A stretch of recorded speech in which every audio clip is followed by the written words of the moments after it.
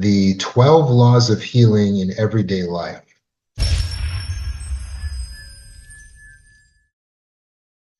And so when it comes to how you live day in, day out, your mindset determines your experience. Your mindset determines your experience. So even with trauma, it's not exactly what happens to us that determines if we're traumatized, but it's how we process what happens. It comes down to our processing of what's happening. Um, so a trauma is anything that violates us or our boundaries. A trauma is anything that violates us or our boundaries. It's in some way a violation um, of our feelings, of our values. It goes against something that we find important. Any of that can be a trauma. And so it doesn't need to be something that is considered traumatic by another person. Something that's traumatic for us could just be traumatic for us because we all have unique values. So the violations of those values are going to look different. Still, it's important that we learn how to not stay in the traumatized state when something does violate our values. And for that reason, we need to understand how to handle everyday problems. Everyday problems can become like traumas. Everyday problems can become like traumas. So if a person makes fun of you at work, for instance, that could be traumatic for a person. That could be traumatic for you if someone were to make fun of you. But it's an everyday problem. It's a common occurrence. It's an everyday experience. So to be in the healed state and to stay in the healed state, we need to learn how to get through those things without becoming dysregulated or staying in a dysregulated state. Does that make sense? Uh, Getting stuck in a long line, misplacing important documents, dealing with bad weather, traffic jams. These are everyday problems. But what happens to us when we have CPTSD is we're approaching these everyday issues from the standpoint of complex trauma.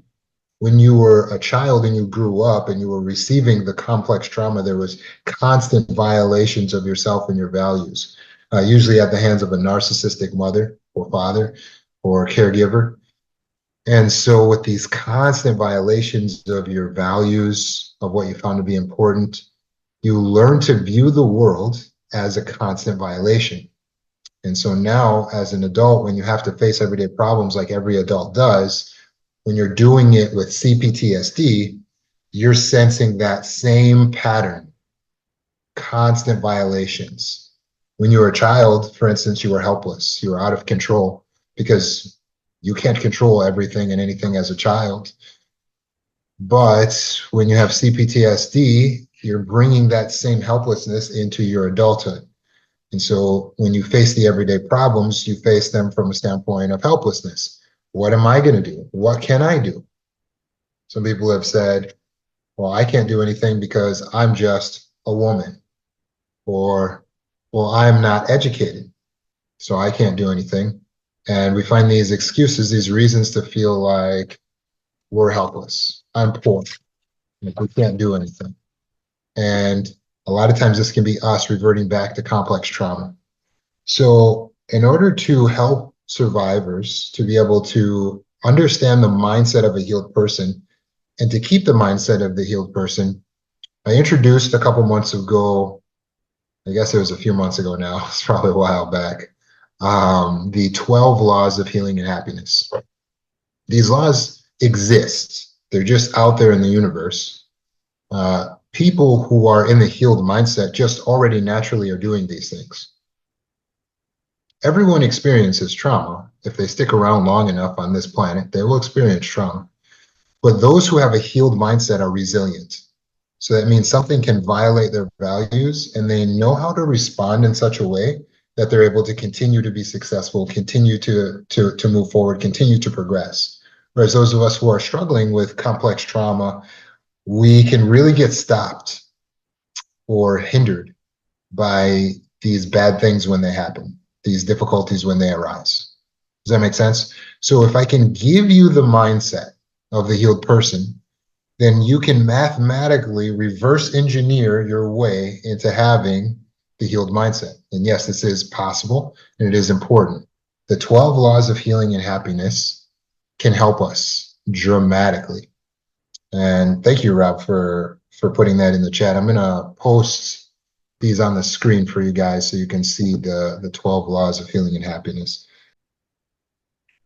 So let's review very quickly for those who aren't familiar with the 12 laws or those of us who kind of need a refresher.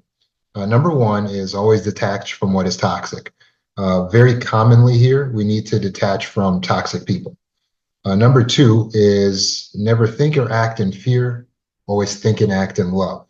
Trauma survivors are constantly in a state of fear. When you're healed, you're motivated by purpose and love. Number three is never be consumed with other people's thoughts and feelings. Because we can't control the thoughts and feelings of others, then we're not responsible for what we can't control. So we shouldn't focus on things that are outside of our control, outside of our responsibility. And number four, always focus on and work toward the most beneficial possibility.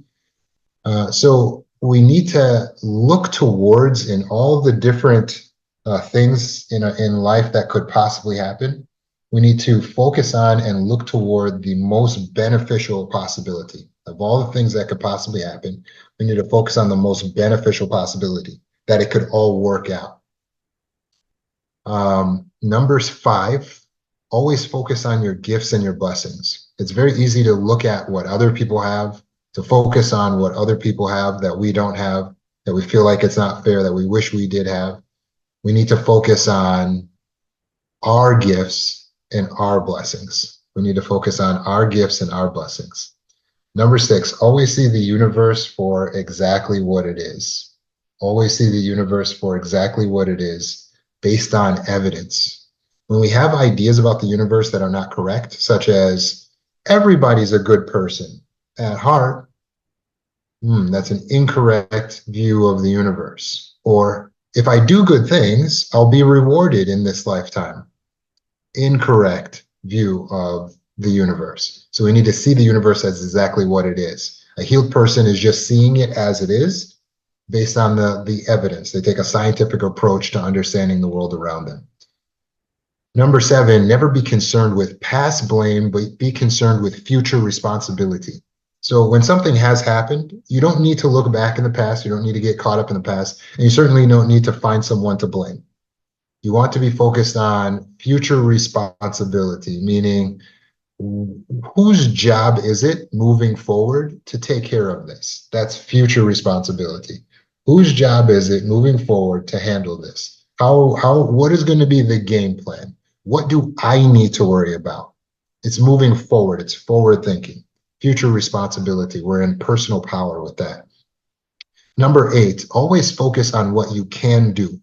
Always focus on what you can do.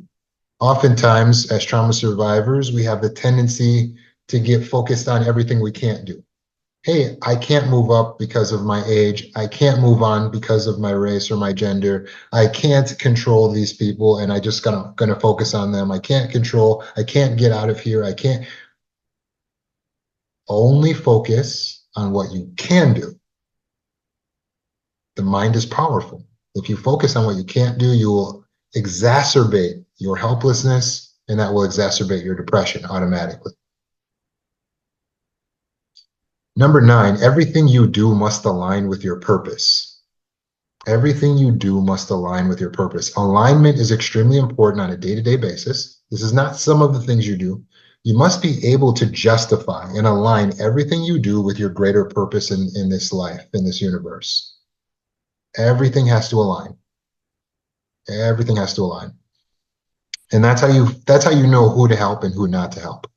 Number 10, never view or treat any human as worthless, especially yourself. So for trauma survivors, this is for us, right? Narcissists need to learn not to view and treat other people as worthless. For those of us who are empaths, we need to learn to stop treating ourselves as worthless, to stop viewing ourselves as worthless. Number 11, always pause and meditate before speaking and acting. That's rule of 7 seconds, right? We're just going to take a minute, take a beat, pause, and then act.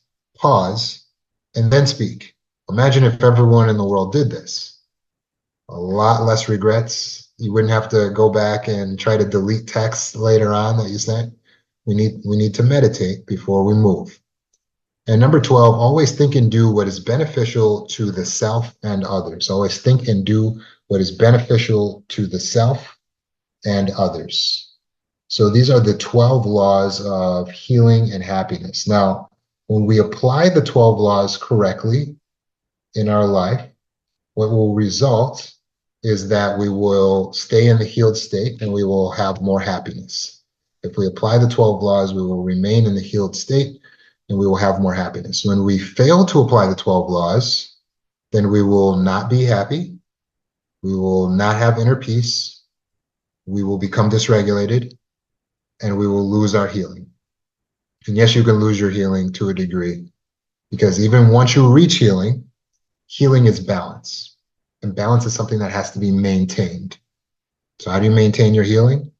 30 minutes a day meditation, 30 minutes a day exercise, 30 minutes a day edification. And here's where our mindset needs to be. 12 laws. We're going to make sure that we're in line with the 12 laws. So as an exercise, I'm going to give you guys a daily problem, a problem that anyone can experience. I'll mention how a trauma survivor might react. And your job is to tell me in the chat which of the 12 laws this trauma survivor needs to apply. So your job in this exercise is to put in the chat which of the 12 laws the trauma survivor needs to apply. Okay, and you just put the number of the law. We have them numbered here 1 through 12 on our screens.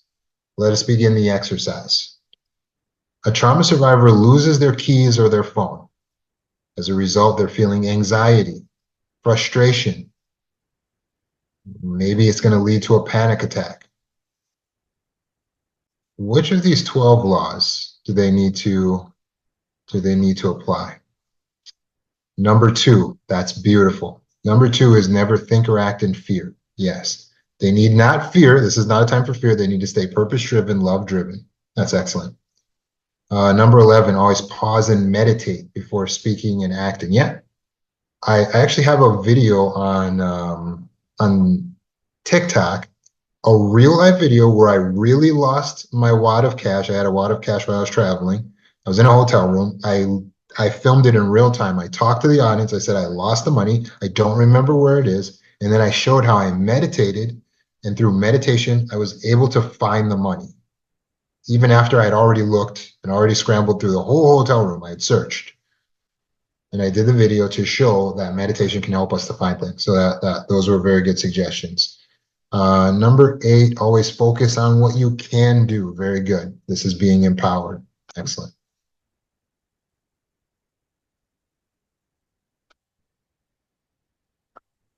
Number 4, always focus on and work toward the most beneficial possibility. Yes, it's time for a positive outlook.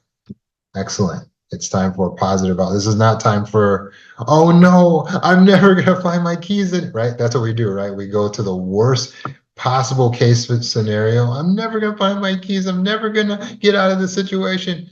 No. We need to apply number 4 as well. And then Sandra mentioned number 7. That's a great one as well. We're not looking for who to blame. You ever have someone that does that in your family? As soon as something's lost, they go, I told you, see, you did this. This is your fault. Now, how helpful was that? See, you did this. How helpful was that? That's not helping. It's not helping. It's not helping. Even if they're blaming themselves, it's not helpful. We don't need you to blame yourself. We need you to help us find it.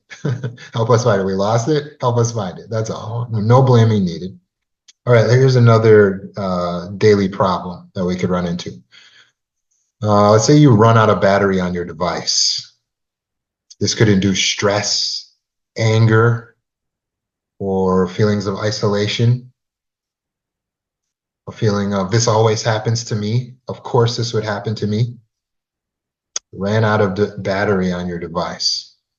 Which of the 12 laws do we need to apply in this situation?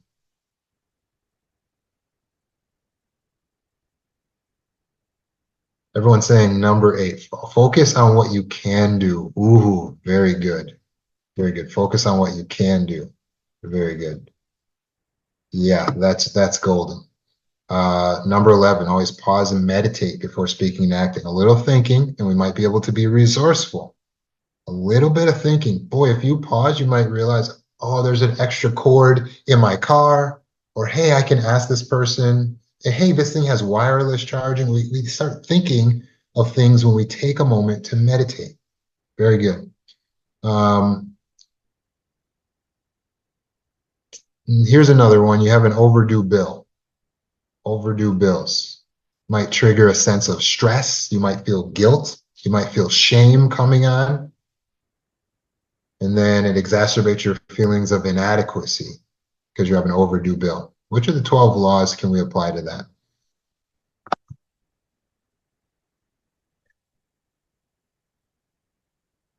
Number 7 says, never be concerned with past blame.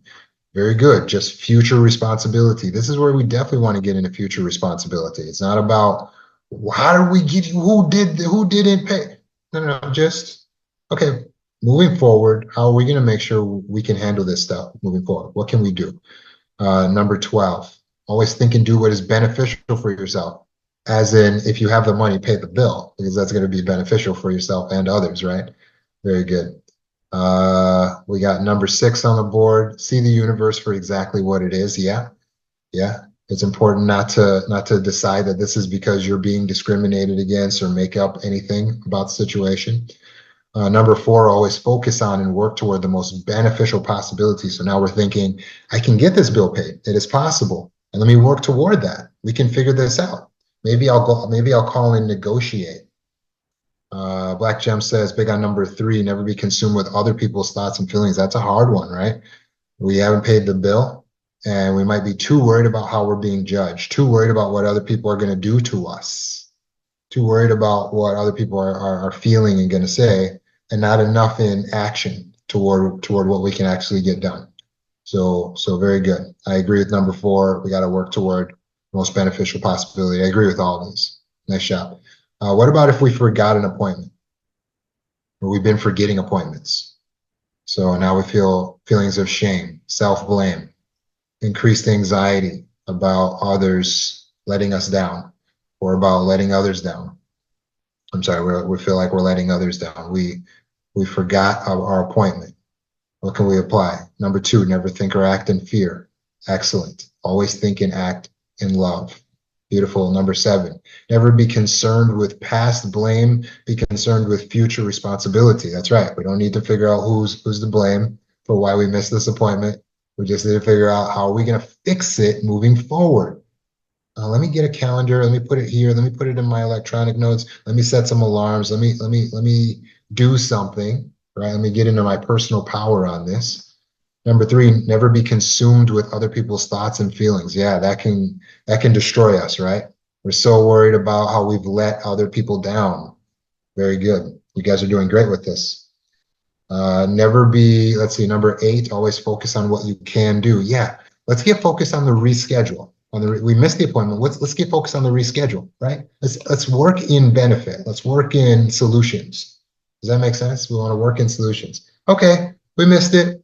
All right, what can we do? When can we talk again? When can we reschedule this? Right? Making sense? We can look at this from the inverse when we're the one who someone missed our appointment. So they were supposed to meet with us, but they didn't show up. Now we're feeling the old feelings of abandonment, the old feelings of worthlessness. Maybe we feel anger. Maybe we feel slighted, embarrassed, the injustice, feel like the world's not fair. What do we need to apply? Number 2, never think or act in fear, think and act in love. So love would dictate that we would be forgiving of a person for missing an appointment with us. Very good, Chrissy. Rachel's got number 8. Always focus on what you can do. Again, we got to get back to the reschedule. Let's get to the reschedule. What can we do? Number 1, always detach from what is toxic. Yeah, maybe this is a person who constantly shows you that they don't regard your time. So whereas we don't want to react hastily just if someone makes a mistake, but we do want to recognize if there's a pattern of toxicity here. They don't show regard for us. Number 10, never treat or view any human as worthless, especially yourself. Really good application, guys. You guys nailed it. What about getting stuck in a long line? You get stuck in a long line, it starts triggering your impatience. Then you just start saying, well, I'm claustrophobic, I'm agoraphobic, I can't handle this, right? You're having stress and dysregulation, getting stuck in this long line. It's going to make you late. You're worried about being late. I see number 6, number 11. Number 6 is always see the universe exactly as it is. Yeah. So how is the universe really? It's a place where things go wrong, right? So we can actually anticipate that things are going to go wrong. Number 11, always pause and meditate before thinking and acting. Yeah, a little pause might make you realize that you can put the object down and just go to the appointment and come back and get this object later, or that you can call them and just let them know. Number 2, never think or act in fear. Always think and act in love. Very good. Number 12, always do what's beneficial to yourself and others. Very good. Number 11, always pause and meditate. Number 5, always focus on your gifts and your blessings. Very good. Very good. If you want the list of the 12 laws of healing, you can get it off of the website on the resources tab or the resources tab of the app, Mind by Roman Zanoni. We have time for another one. Let's do it. Let's do another one. What if we have, let's find a common, what if we have broken household appliances and it's increasing our stress and our frustration, and because the repairs are going to be costly, the repairs might be inconvenient. And so now that's triggering our worthlessness, that's triggering our shame. Number 5, focus on your gifts and blessings. Well, the microwave still works. Yeah, that's no joke. That's no joke. Well, because you figure you actually don't need a toaster because your oven actually does the same things that the toaster does, right? It's just a little less convenient. Number 10, never view or treat any human as worthless, especially yourself. Yeah, don't get down on yourself because something broke. Number 1, detach from what is toxic. Sometimes you got to throw out the object. Yeah. Number 8, always focus on what you can do. Yeah. What can we do? Can we fix it? Can we repair it? Can we get a new one? What are we going to do here? That's what we got to get focused on. Personal power. Number 11, always pause and meditate before speaking and acting. Meditation is going to be huge. Yep. Yep. Number 5, always focus on your gifts and blessings. Number 7, never be concerned with past blame. Yeah, we don't have to get into that. Hey, who broke it? Who did this? What is that going to do? How is that going to fix your dishwasher? Who's been messing with the dishwasher? Focus, focus. How are we going to get this fixed? That's the main thing where we need to put our focus, right? Solutions. Beyonce says, what if we get a ticket we can't afford to pay? No. And Edward says, how do we cope with the rejection of a partner? You guys want to solve everyday problems. So the key here is to understand how to solve yourself. We can't always solve the problem. We're understanding here how to solve ourselves because we can exacerbate the problem by becoming dysregulated. So let's take these examples. If you get a ticket, you can't afford to pay, what are some of the 12 laws that you can use to solve yourself so that we don't create more of a problem? We say, oh man, I got this ticket. I can't afford to pay this ticket. What are some of the 12 laws that we can put into play to keep ourselves regulated? Number 6, always see the universe for exactly as it is. Yeah, don't be surprised. Don't be surprised. It's an oppressive society.